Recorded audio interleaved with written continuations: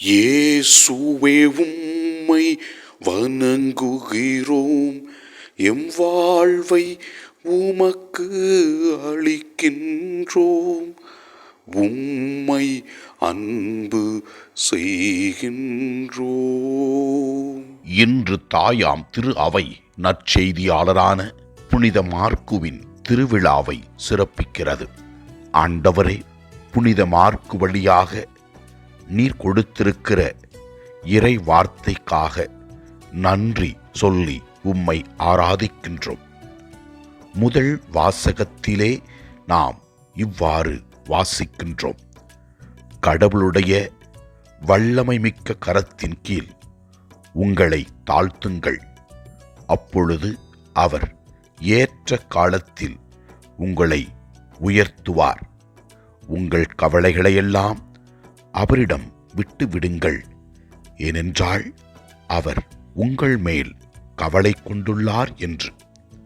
கடவுள் நம்மை அறிந்தவராக இருக்கின்றார், நமக்கு தேவையான எல்லாவற்றையும் கொடுக்கின்றார். மேலும் முதல் வாசகத்திலே இவ்வாறு வாசிக்கின்றோம்: என் மகன் மார்க்கும் உங்களுக்கு வாழ்த்து கூறுகின்றார் என்று.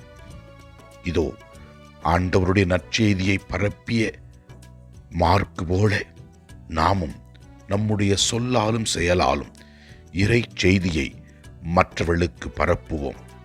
நற்செய்தி வாசகத்திலே ஆண்டவர் இயேசு கிறிஸ்து தனது திருத்தூதர்களை உலகெங்கும் சென்று படைப்பிற்கெல்லாம் நற்செய்தியை அறிவியுங்கள் என்றும், திருமுழுக்கு கொடுங்கள் என்றும், நம்பிக்கை கொண்ட மக்கள் பின்வரும் அரும் அடையாளங்களை செய்வார்கள் என்று கூறுகிறார்.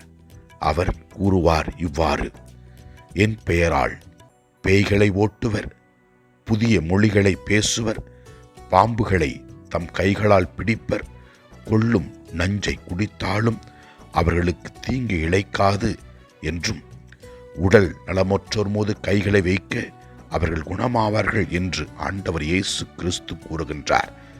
ஆண்டவரின் அருள் பிரசன்னத்தில் இருக்கிற நாம் இந்த வார்த்தைகளை நம்பி ஜெபிப்போம். நமக்கு அற்புதங்கள் நடக்கும். ஆண்டவரே, எங்கள் அனைவரையும் ஆசீர்வதியும். ஆண்டவரை நோக்கி நம்முடைய தேவைகளுக்காக ஜெபிப்போம். எல்லாம் வல்ல இறைவன், தந்தை, மகன், தூய ஆவியார் நம் ஒவ்வொருவரையும் ஆசீர்வதித்து நமக்கு தேவையான நலன்களை பொழிவாராக. ஆமன்.